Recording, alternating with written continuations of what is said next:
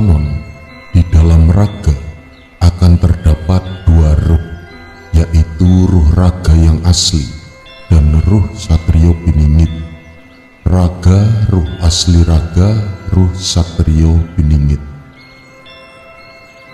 Harmonisasi yang kami katakan adalah ruh raga akan mempunyai banyak kesamaan dalam sifat, akal budi karakter, cara berpikir dan sebagainya dengan ruh Satrio Piningit.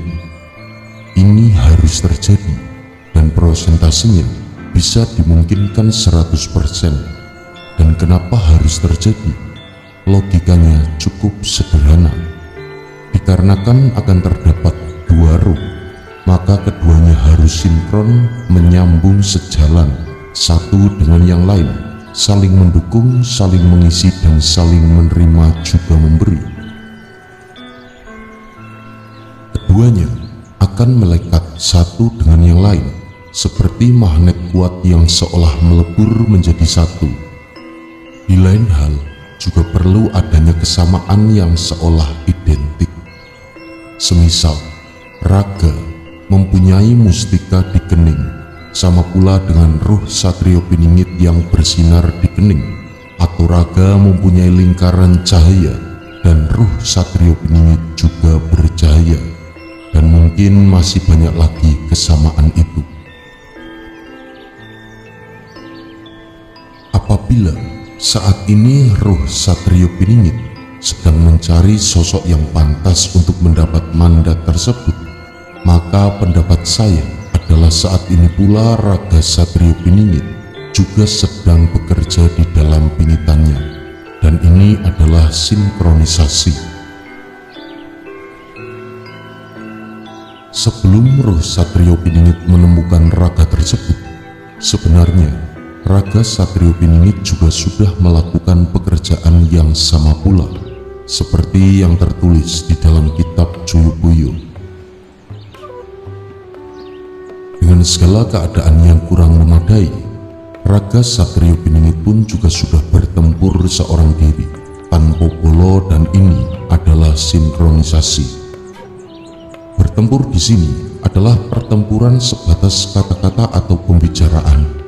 Lain soal kalau ruh Satrio Piningit sudah menyatu, mungkin pertempuran akan benar-benar nyata disebut sebagai suatu peperangan. Pasti saudara-saudara semua bertanya, pertempuran apa yang kami maksud? Akan kami jelaskan. Satrio Piningit sebagai satrio yang dipingit alias disembunyikan, otomatis tidak bisa serta-merta dengan leluasa akan muncul untuk bertempur secara terbuka. Dia bertempur secara tidak nyata, selain daripada mungkin secara alam goib. Di dalam alam nyata pun dia juga bertempur seorang diri. Senjatanya adalah Trisula Wedo. Dunia yang sekarang sudah mempunyai dunia kembaran yang lain, yaitu dunia maya. Betul, internet. Satrio Piningit di dalam pingitan jelas tidak bisa bebas bergerak, tetapi panggilan hati dan jiwa memaksanya untuk berkiprah bagi alam semesta. Karena tidak ada jalan yang pas untuk mengakomodir segala sesuatunya, maka yang bisa dilakukan dan murah adalah mencari dan terus mencari di dalam dunia maya. Lalu bertemu dengan banyak orang dari segala lapisan dan golongan, dari berbagai jenis aliran dan pemahaman, dari berbagai suku dan ras dunia. Pada saat menemukan suatu masalah, maka dia akan terjun langsung ke medan laga, nyerang tanpa bolo, dan pertempuran pasti dimenangkan olehnya. Pasti pertanyaan yang berikutnya adalah tentang kenapa senjatanya Trisula Wedo. Satrio Piningit itu pandai berbicara, senjatanya itu bicara, yang mengandung unsur Trisula Weda, yaitu segala sesuatunya dikatakannya sesuai dengan kodrat dan hakikat semua manusia. Benar, jujur, lurus, tidak ke sana atau ke sini, dan semua perkataannya pasti akan diterima akal dan logika dan dapat menumbuhkan rasa nyaman dan tentram bagi yang mendengarkannya. Semua hal tersebut adalah tentang sinkronisasi. Lalu selanjutnya, sedulur-sedulurku, kontroversi hati. Kontroversi hati adalah ketidakseimbangan di antara dua ruh yang bisa jadi berlawanan, akan menimbulkan perselisihan di dalam satu raga, dan ini kita sebut tidak sinkron. Dan semoga saja cerita kami ini tidak menjadi polemik yang berkepanjangan dan menimbulkan syakwa sangka yang berlebihan. Ada seorang Cina berkata kepada temannya sesama warga Cina, "Mana yang lebih baik, hidup di rumah sendiri atau hidup di rumah orang?" Lalu sang teman pun menjawab, "Tentu saja lebih enak hidup di rumah sendiri." Lalu di manakah rumah itu? Beribu-ribu tahun yang lalu, saat penciptaan hingga sampai kepada abad Abraham, Tuhan memberikan seluruh tempat di bumi kepada manusia ciptaannya, tidak memandang kepada suku, ras, warna kulit. Adapun nantinya apabila Tuhan memisahkan antara suku ini dengan itu, dikarenakan Tuhan tidak menginginkan suatu pertikaian, supaya masing-masing bisa saling hidup dan seyogyanya hidup berdampingan antara suku, ras, agama, dan negara. Alhasil seperti yang kita tahu sekarang, masing-masing mendiami tempatnya sendiri-sendiri, dan itu sudah berlangsung sejak sangat lama. Namun watak manusia adalah serakah yang utama. Klaim atas kepemilikan selalu saja dibahas dan dinomorsatukan. Tuhan tidak memberikan bumi untuk diklaim oleh manusia. Tuhan memberi kebebasan kepada manusia untuk hidup berdampingan dan saling menolong satu dengan yang lain. Seyogyanya, manusia harus bersyukur atas segala pemberian tersebut. Kalau ada slogan yang didengungkan mengenai One World, maukah manusia hidup berdampingan seperti yang diinginkan Tuhan? Kalau pada kenyataannya selalu saja ada teriakan usir Cina. Apa salahnya? Kenapa tidak ada teriakan usir Negro, usir Arab, usir Belanda, usir India, dan lain sebagainya? Bagaimana perasaan kita sendiri saat kita mendengar dari negeri jiran, Arab, dan sebagainya, kalimat usir TKW, TKI, pembantu pembunuh? Apa semua salah? Agama hanyalah sebagai cara untuk menghimpun manusia demi menuju sesuatu dan suatu tempat yang diinginkan. Membaca isi kitab agama bisa jadi membuat hati semakin merasa dekat kepada Tuhan, hanya merasa saja dan tidak mengetahui atau mengenal Tuhan. Membaca isi kitab yang tertulis dan menyebutkan bahwa manusia menjadi kafir dan sebagai musuhmu atau musuh Tuhan, perangi dan peringatkan dengan keras, dan masih banyak hal lain yang menurut hati nurani adalah hal yang tidak benar dan aneh.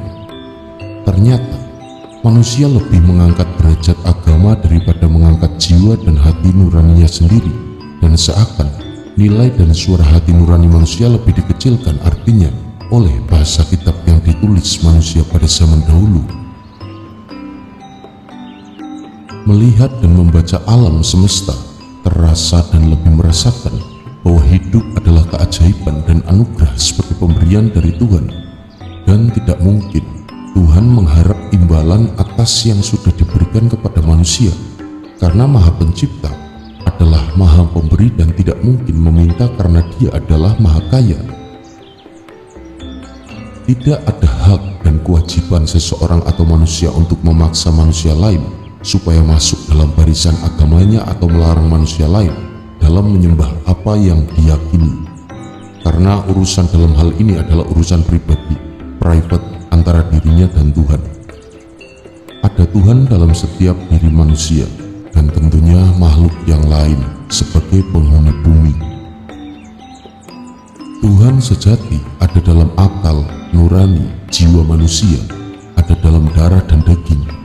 Tuhan ada dalam semua hidup dan kehidupan, dan itu semua sebagai ruh yang bermacam nama dan bentuk.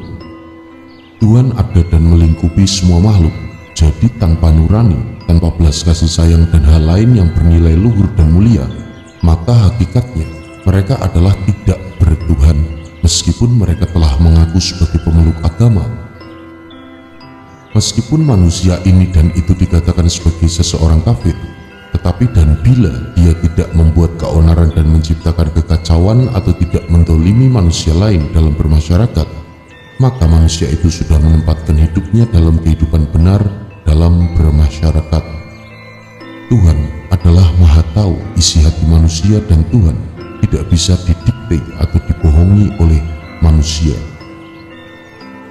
Perilaku benar akan menciptakan kehidupan damai sejahtera dalam bermasyarakat. Perilaku dan perbuatan benar bisa dilihat dari hasil akibat yang sedang diperbuat. Perilaku benar adalah sabdo atau firman Tuhan sejati, dan sabdo atau firman itu selalu mengada dalam setiap tarikan nafas dalam jiwa dan nurani manusia. Sifat yang terpuji dan suci seperti sifat dan perilaku perbuatan Tuhan sendiri. Tuhan bersifat Maha Pencipta dan tidak atau bukan sebagai penghancur dalam keinginan awalnya.